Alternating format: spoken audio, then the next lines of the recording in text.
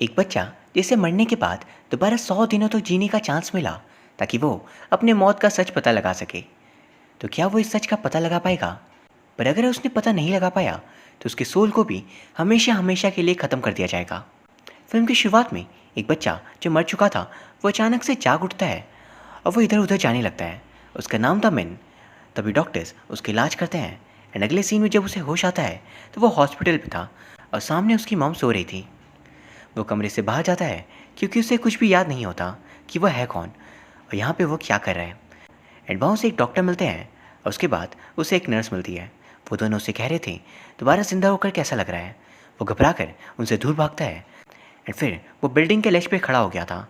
बारिश बहुत तेज़ हो रही थी और वो वहाँ से फिसल कर गिरने लगता है।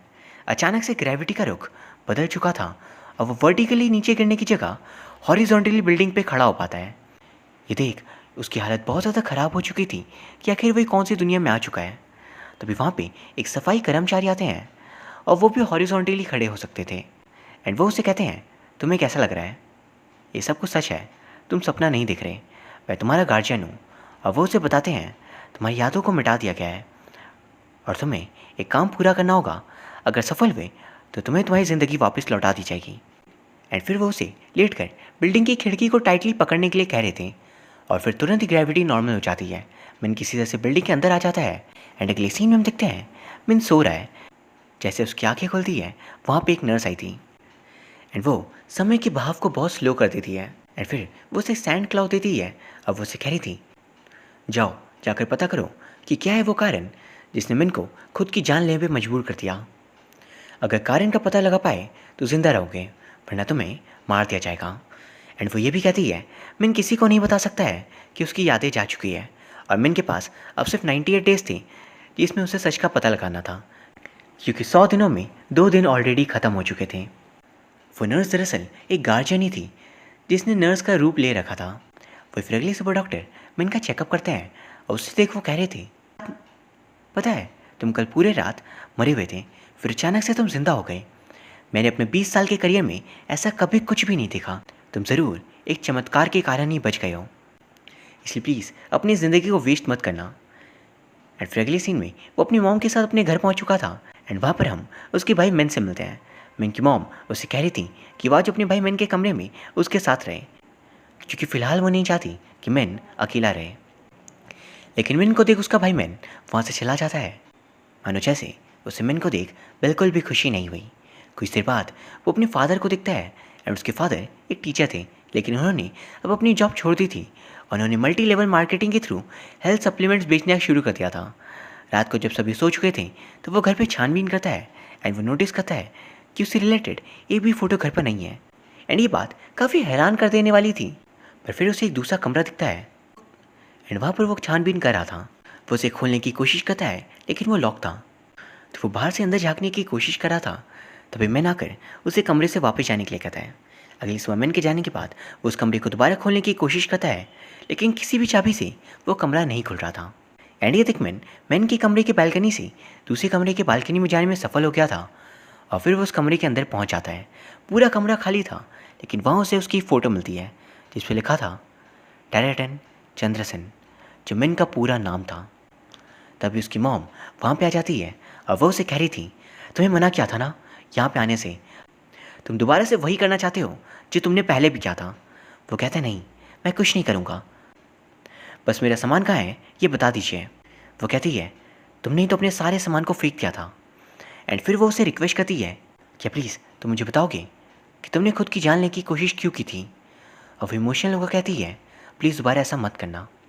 वहीं अगली सीन में वो स्कूल के रेडी हो रहा था एंड वो अपने वॉलेट को चेक करता है जिसमें उसे एक बैच जैसा कुछ मिलता है। फिर उसकी मॉम उसे स्कूल छोड़ देती है एंड वहाँ वो बता रही थी मैंने टीचर से ये कहा था कि तुम्हें फ्लू हुआ है इसलिए तुम स्कूल नहीं आ रहे थे, तो तुम भी यही सबको बता देना। स्कूल पे लंच ब्रेक पे उससे मिलने उसकी फ्रेंड ली आती है और वो उससे पूछे थी आखिर इतने दिनों से तुम कहाँ गायब हो गए थे।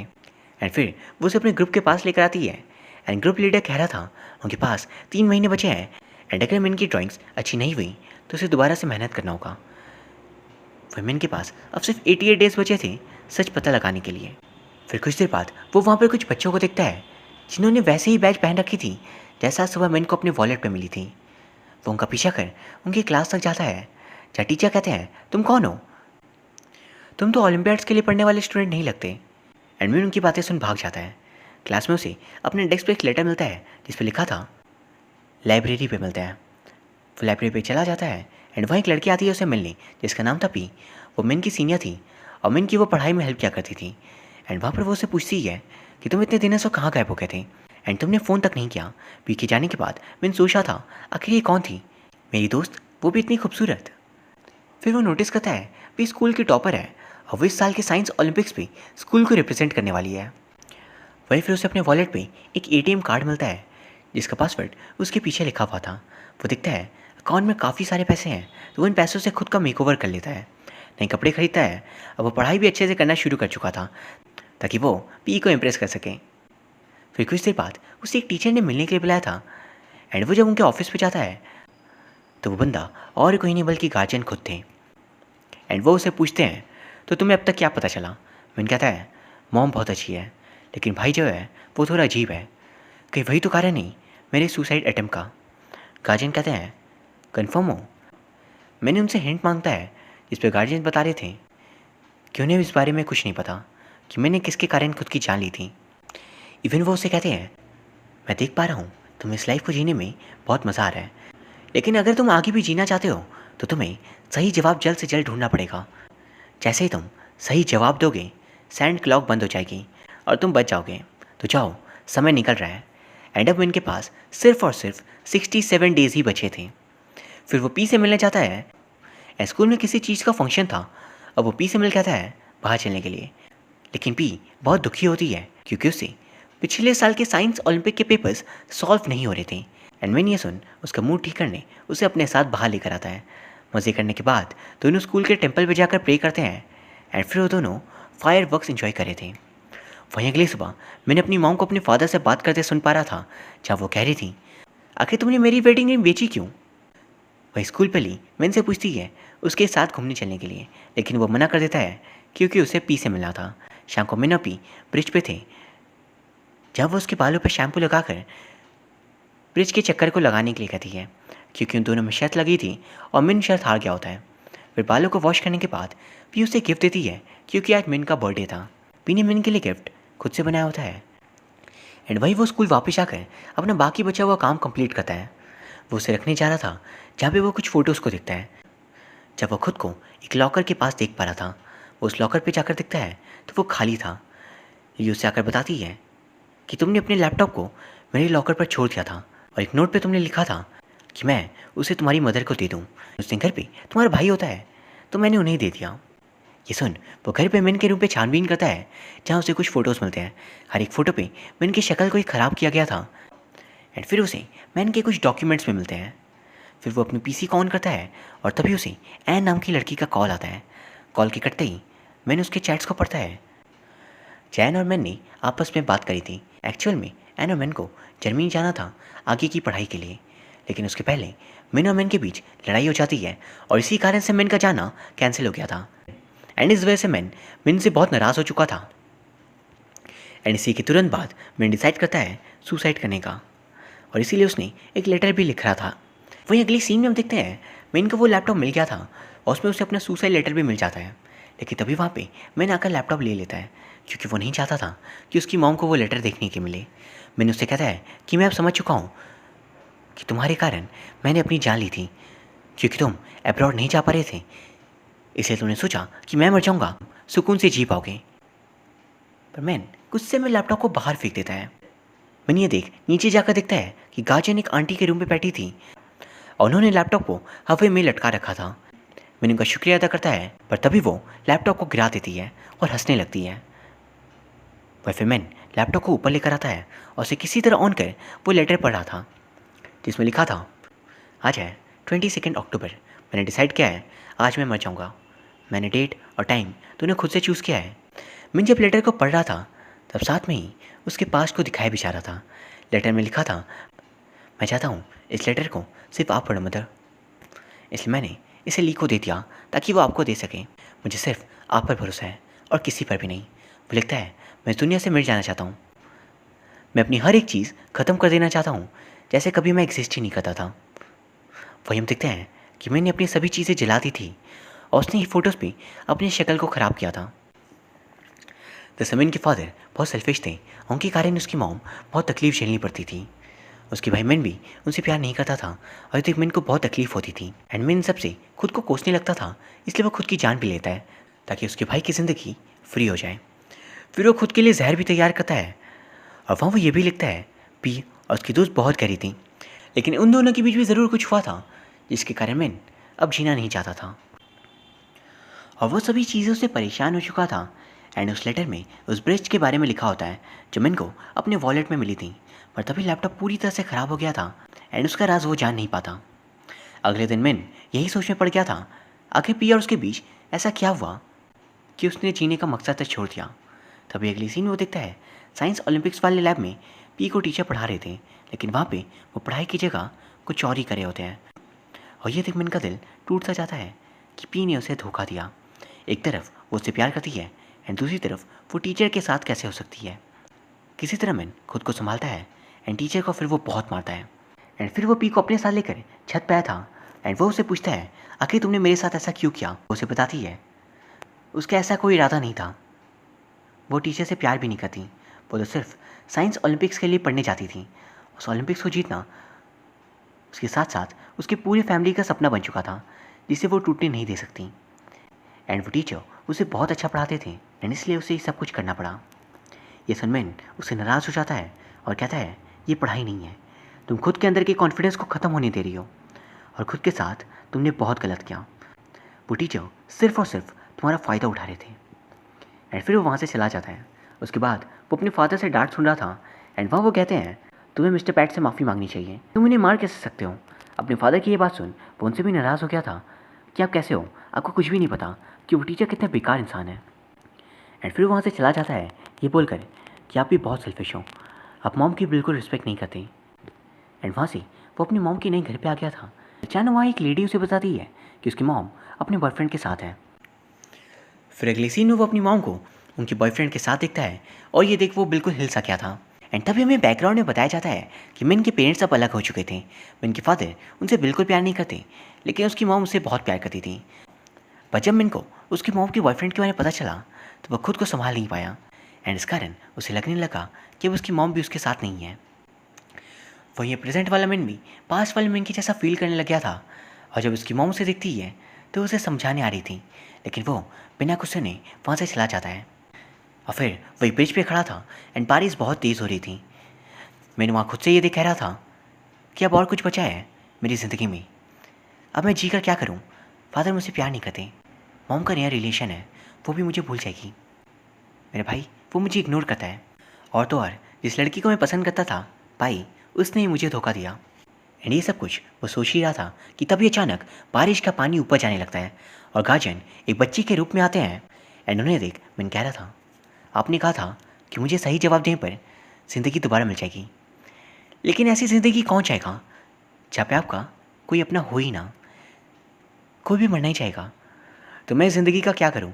गार्जियन कहते हैं तुम इस ज़िंदगी के साथ जो चाहो कर सकते हो, अब ये तो तुम्हें ही देखना होगा कि तुम दूसरे लोगों के साथ कैसे रह सकते हो, सब कुछ तुम पर है। मिन कहता है ठीक है, तुम्हें अभी जवाब देना नहीं चाहता। मिन के सुसाइड के कारण सभी लोग थे, उसके मॉम, डैड, भाई और पाई, सभी लोग। लेकिन मिन का सेंट लॉक अब भी स्टॉप नहीं हुआ था, यानी कि उसका डेथ का कारण कोई और ही है। एंड ये जान मिन और परेशान हो जाता है कि उसके मरने के कारण अब आखिर कौन हो सकता है। गार्जियन कहती है सिर्फ 3 दिन बचे हैं, जो करना है कर लो, सही जवाब मिल गया तो ज़िंदा बचोगे, वरना चले जाना। घर आकर मिन अपनी हर एक चीज़ तोड़ने लगता है। एंड अगले दिन ली उससे मिलने आती है। वो कहती है तुम्हें क्या हो गया है, फ़ोन भी नहीं उठा रहे हो, ड्राइंग कंप्लीट हुई कि नहीं। वो देखती है उसकी रूम की हालत बहुत ख़राब थी, लेकिन उसे उसकी ड्राइंग मिल जाती है। तभी मैन उस ड्राइंग को फाड़ देता है एंड ली ये देख कहती है तुम्हें क्या हो गया है, अगर कुछ भी है तो तुम मुझे बता सकते हो। वो कहता है तुम चली क्यों नहीं जाती, मैन को तुमसे मतलब नहीं है, मैन तुम्हें बिल्कुल पसंद नहीं करता। एंड वो यहाँ तक कहता है मिन को फ्लू नहीं हुआ था, बल्कि उसने सुसाइड कर लिया था, क्योंकि दुनिया में कोई इंसान नहीं है जो मिन से प्यार करता है, सब ने उसे धोखा दिया है। लिए सुन कहती है पर मैंने तो ऐसा नहीं किया, मैं तो तुम्हारी हमेशा से दोस्त हूँ। और ये बोलकर वो वहाँ से चली जाती है। उसके फादर को उसे कॉल आता है और अगले पल वो अपने पेरेंट्स के साथ गाड़ी पे था एंड उसके डैड उन दोनों को डिनर के लिए कहीं जाने के लिए पूछ रहे थे। दरअसल उन्हें पता नहीं होता कि मिन उनका सच जान चुका है कि उसके पेरेंट्स अब अलग हो चुके हैं। वही फिर अपनी मॉम के साथ उनकी कार में कहीं जा रहा था एंड उसकी मॉम उससे बात करने की कोशिश करी थी, लेकिन वो उनकी एक नहीं सुनता। वो कहता है, अब आपका बेटा मर चुका है। आपको पता है मैंने अपनी जान क्यों दी थी? उसके सुसाइड का कारण आप लोग थे।